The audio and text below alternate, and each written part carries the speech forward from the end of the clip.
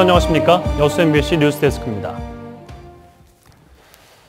전남 일부 지역에 폭염특보가 내려진 가운데 대부분 지역에서 낮 한때 30도를 웃도는 무더운 날씨가 이어졌습니다. 오늘 오전 11시르기에 나주, 화순, 구례와 곡성 등에 폭염주의보가 발령된 가운데 광양은 낮 최고 기온이 33.7도까지 올라갔고 순천도 31.6도를 보이는 등 대부분 지역에서 하루 종일 초여름 날씨가 이어졌습니다. 기상청은 일부 지역에서 폭염특보가 내일까지 이어지다가 월요일에는 낮 기온이 30도 정도로 다소 내려가겠다고 예보했습니다.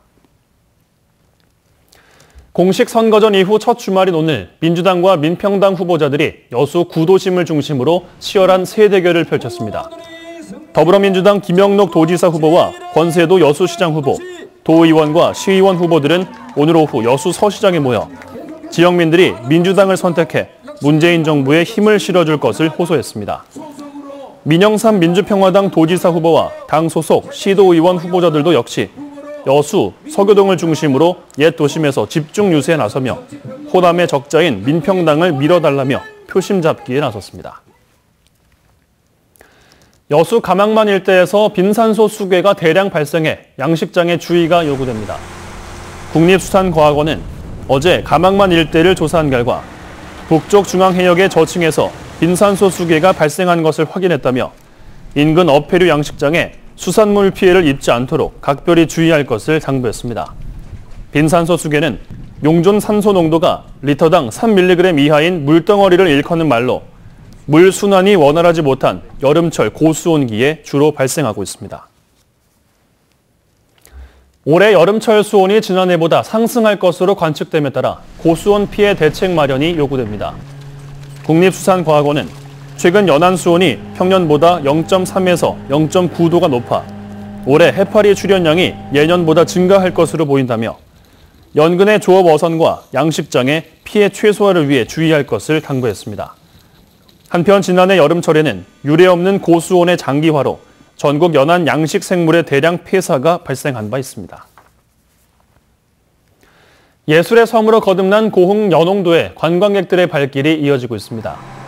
고흥군에 따르면 전라남도 가고 싶은 섬의 하나인 연홍도는 지난해 5월 섬 여는 날 행사를 가진 이후 최근까지 3만여 명의 관광객이 섬을 다녀간 것으로 집계됐습니다. 최근에는 남해 바다가 한눈에 내려다 보이는 전망과 편안함을 주는 편백나무로 예술의 섬 이미지에 맞게 아치형으로 지어진 마을 펜션과 함께 부녀 회원들이 싱싱한 해산물로 차려내는 마을 식당이 관광객들로부터 호응을 얻고 있습니다. 야경 투어와 음악 공연을 접목한 여수 낭만버스 상품이 관광객들의 호응을 얻고 있습니다. 여수시는 버스킹 낭만버스의 평균 탑승률이 지난해 98%를 기록한 데 이어 올해도 9회차인 현재까지 탑승률 100%를 이어가고 있다고 밝혔습니다. 버스킹 낭만버스는 음악 공연과 뮤지컬을 감상하며 이순신 광장과 소호동 등을 돌아보는 관광 상품으로 매주 금요일과 토요일에 운영되고 있습니다. 광양시는 천연기념물 제235호인 광양읍수와 이팝나무 생육환경 개선을 위한 연구를 본격적으로 추진합니다.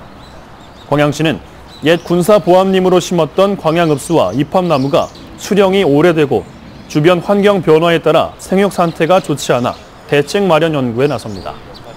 이에 따라 시는 문화재청으로부터 사업비 3천만 원을 확보해 광양읍수와 이팝나무 쇠퇴의 원인을 규명하고 관리 대책 수립을 위한 용역을 발주했습니다.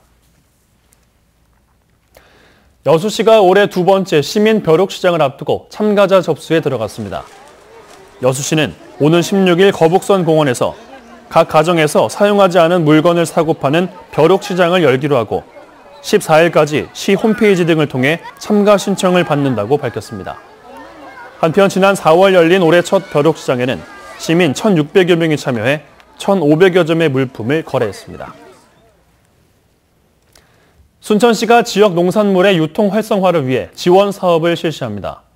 순천시는 배와 복숭아 등 농산물 농가들의 공동 선별과 홍보 활동에 3억 2천여만 원을 지원할 계획이라며 이를 통해 농가들의 판로 확보에 도움이 될 것으로 기대했습니다. 순천시는 또 유통센터 시설 개보수와 출하 장려금 지원도 함께 추진해 농가들의 경영비 절감에도 나설 계획입니다.